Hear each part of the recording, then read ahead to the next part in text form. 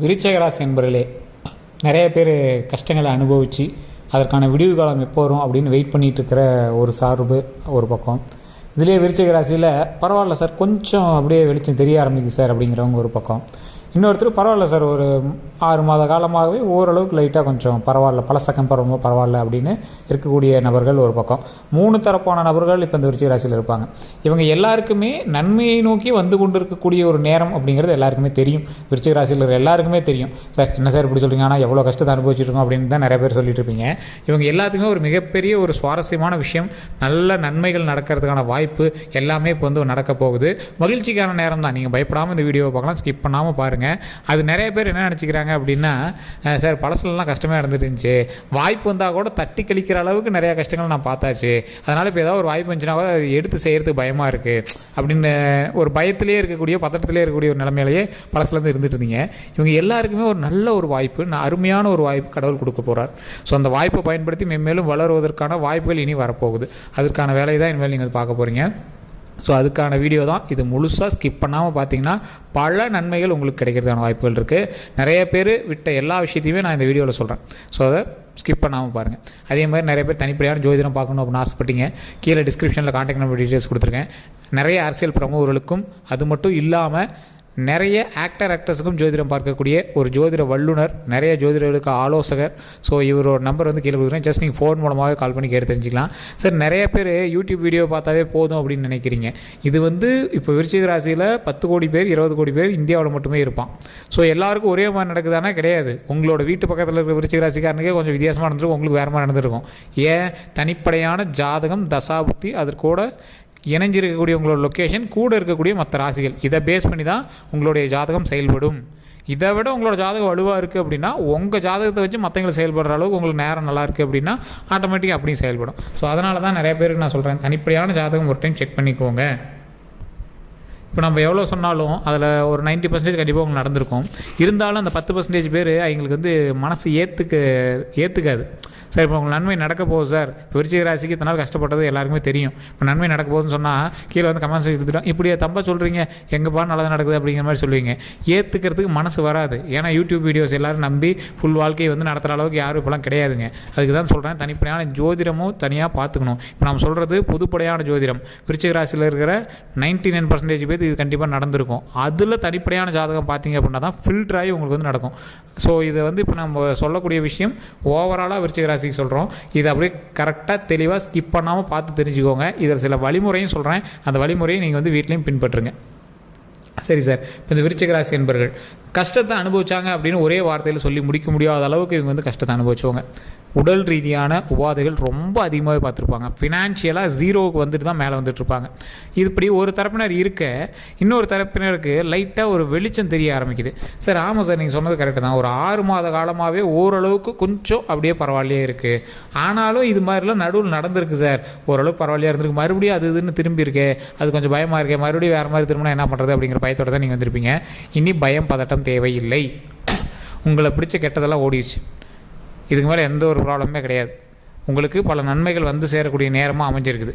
குழந்தை இல்லாதவர்களுக்கு குழந்தை பாக்கியம் கிடைக்கக்கூடிய ஒரு நேரம், திருமணம் ஆகாமல் இருந்தவங்களுக்கு திருமணம் நடக்கக்கூடிய ஒரு நேரம், பிரிஞ்சிருந்த கணவன் மனைவிகள் சேரக்கூடிய நேரம், குழந்தைகளோடு சேரக்கூடிய நேரம், அருமையான ஒரு தொழில் ஸ்தானம். இந்த விருச்சிக ராசி பொறுத்த வரைக்கும் வெளிநாட்டு வருமானம்ங்கிறது அதிகமாக வரும். சார் வெளிநாட்டுக்கு போய் தான் நீங்கள் சம்பாதிக்கல அப்படின்னாலும் ஏதோ ஒரு வகையில் வெளிநாட்டோடைய பணம் உங்களுக்கு கன்வெர்ட் ஆகி வரதுக்கான வாய்ப்புகள் அதிகம். ஸோ விருச்சிக ராசியை பொறுத்த வரைக்கும் கடல் கடந்து செல்லக்கூடிய விஷயங்கள் நிறையவே உங்களுக்கு வந்து செயல்பாட்டில் இருக்கும். உங்களுடைய தாய் தந்தையர் நீங்கள் விருச்சிக ராசியில் இருந்தாலும் உங்களோட மகனாவது வெளிநாட்டு பணத்துலேருந்து ஏதாவது கொஞ்சம் சம்பாதிச்சிருப்பாங்க. இல்லையா உங்களோட லைஃப்பில் ஒரு டைமாவது வெளிநாட்டு பணத்தை நீங்கள் வந்து யூஸ் பண்ணிடுவீங்க. ஸோ அதுதான் வந்து இதில் ஒரு முக்கியமான ஒரு விஷயம். அதே மாதிரி கல்வி சம்மந்தப்பட்ட விஷயங்களில் ஓரளவுக்கு தான் இருக்குது அப்படின்னாலும் இந்த விருச்சிக ராசியை பொறுத்த வரைக்கும் தொழில் சம்மந்தப்பட்ட விஷயத்தில் ஏதோ ஒரு வகையில் பேக்கப் வந்து உங்களை காப்பாற்றிட்டே இருக்கும். சார் நீங்கள் 0 ஃபினான்ஷியலில் இருந்தீங்க, கடனில் 100% கடனில் இருக்கீங்க அப்படின்னாலும் உங்களை வந்து வாழ்க்கையை மூவாக்கிட்டு போகிற அளவுக்கு உங்களுடைய ராசி உங்களை வந்து கைவிடாமல் இது பண்ணும். அதாவது தேல் வந்து பேச்சில் ரொம்ப, இப்போ உங்களோட பேச்சு வந்து இப்போ தேல் குத்துற மாதிரி இருக்கும்பாங்க. என்னடா அவன் தேல் கடிக்கிற மாதிரி பேசுகிறான், அவங்ககிட்ட மனுஷன் பேசவே முடியாது, அப்படி பேசுவீங்க. டென்ஷன் ஆகி போயிட்டீங்களா, நீங்களாம் மனுஷனே கிடையாது. புருஷன் முன்னாடிலாம் பக்கத்தில் இருந்தாங்கன்னா கேட்டு பாருங்கள். இந்த இவங்கெல்லாம் பேச்சே கொடுக்க முடியாது சார், உண்மையிலேயே சொல்கிறேன், இப்போ பாருங்க கரெக்டாக தான் சொல்கிறாங்க அப்படின்லாம் சொல்லுவாங்க. இது உண்மையாக தான் மறக்காம கமெண்ட் செக்ஷனில் பற்றி விடுங்க. உங்களோடலாம் பார்ட்னர், நீங்கள் ஒரு தொழில் பண்ணுறீங்க அப்படின்னா உங்களோட பார்ட்னராக இருக்கிறதெல்லாம் ஒரு பெரிய வரம். எப்படி அவங்க கூட பார்ட்னராக இருக்கீங்க அப்படி கேட்பாங்க. ஏன்னா லைஃப் பார்ட்னரே அவங்க கூட இருக்கிறது பெரிய விஷயம் தான். அந்தளவுக்கு நீங்கள் வந்து ஒரு ரொம்ப நேர்மையாக இருக்குன்னு நினைக்கிறவங்க, நீங்கள் சொல்கிறபடி தான் நடக்கணும்னு நினைக்கிறவங்க, உங்களுக்கு கீழே நீங்கள் வந்து யாரு கீழே வேலை பார்க்கக்கூடாதுன்னு நினைக்கிறவங்க, உங்களுக்கு கீழே தான் மற்றவங்க இருக்குன்னு நினைக்கிறவங்க, இந்த மாதிரி நிறையா விஷயங்கள் உங்களுக்கு இருக்கும். ஆனால் பொய்யோ இல்லை வேறு எவனா ஏமாத்துறங்கிற பழக்கம் உங்களுக்கு இருக்கவே இருக்காது. நான் இன்னும் எக்ஸ்ட்ரா உழைச்சாலும் சரி மற்றவனை ஏமாற்றி பிழைக்க மாட்டேன் அப்படிங்கிற மைண்ட் செட் தான் உங்களுக்கு இருக்கும். உங்களுக்குன்னு ஒரு சில நாம்ஸ் வச்சுருப்பீங்க. இதுபடி தான் நான் நடப்பேன், இதுபடி தான் நான் செய்வேன், நான் ஓப்பனாக தான் இருப்பேன், யாராக இருந்தாலும் முகத்துக்கு நேராக தான் பேசுவேன். இந்த மாதிரி ஒரு ஸ்ட்ரெயிட் ஃபார்வர்ட் பர்சன், ரொம்ப நேர்மையான பர்சன். அதனாலேயே நீங்கள் நிறைய சிக்கல்களையும் உங்களுக்கு அதிக நண்பர்கள் இல்லாமல் நீங்கள் வந்து பார்த்துருப்பீங்க. நண்பர்களே இருந்தாலும் நீங்கள் என்கிட்ட அடிக்கடி சண்டை போட்டுருவீங்க. உங்களுக்கு நிலையான நண்பர்கள்னு யாரும் இருக்க மாட்டாங்க, நிலையான பார்ட்னர்ஸ்னு யாரும் இருக்க மாட்டாங்க. வீட்டிலேயே பொண்டாட்டி பிள்ளைங்கள்லாம் அடிக்கடி சண்டை, அப்பா அம்மாட்டெலாம் சின்ன சின்ன சண்டையாக இருக்கும். உங்களுக்கு பேசுகிறதுனால பயந்துட்டு பேசுவாங்க, எது பண்ணாலும் இவர்கிட்ட ஒரு வார்த்தை சொல்லி போலான்டா அப்படின்னு நினைப்பாங்க. அந்த அளவுக்கு வந்து இந்த விருச்சிக ராசிக்காரர்கள் கொஞ்சம் கடினமான ஒரு ஆள்னு வச்சுக்கோங்களேன். ஹேண்டில் பண்ணுறது கொஞ்சம் சிரமமான ஆள். இவர் எப்படி கடினம்னு சொல்கிறத விட கண்ணாடி பாத்திர மாதிரி. இவரை பத்திரமா வச்சுக்கணும், கீழே பட்டாலும் பிரச்சனை, எங்கே பட்டாலும் பிரச்சனை, அது மேலே அடித்தாலும் பிரச்சனை. ஸோ அந்த மாதிரி ரொம்ப கவனமாக நீங்கள் வந்து இருக்கு பண்ணக்கூடிய ஒரு ஆள். சரி சார், இதெல்லாம் இருக்குதுங்க, பல கஷ்டங்களை அனுபவிச்சுன்னீங்களா? அது என்ன கஷ்டங்கள்? குடும்பத்துக்காகவே உழைக்கக்கூடியவர்கள் இந்த விருச்சிக ராசிக்காரர்கள். சில நேரத்தில் குடும்பத்து மேலே டென்ஷன் ஆகி போயிடும், அவ்வளோ கடுப்பாவீங்க. ஆனாலும் குடும்பத்தை வந்து விட்டு கொடுக்க மாட்டீங்க, குடும்பத்துக்காகவே எல்லாம் செய்யணும் அப்படின்னு நினைக்கிறீங்க. ஏதோ ஒரு நிதிநிலை மேலே நீங்கள் வந்து லாக்கே ஆகி நின்னீங்க அப்படின்னாலும் ஃபைனலாக ஏதாவது பண்ணி உங்களை வந்து காப்பாற்றி விட்ரும். எத்தா ஒரு எஜ்ஜில் ஒரு நூக்கன் கார்னரில் வந்து உங்களை காப்பாற்றிட்டுரும்.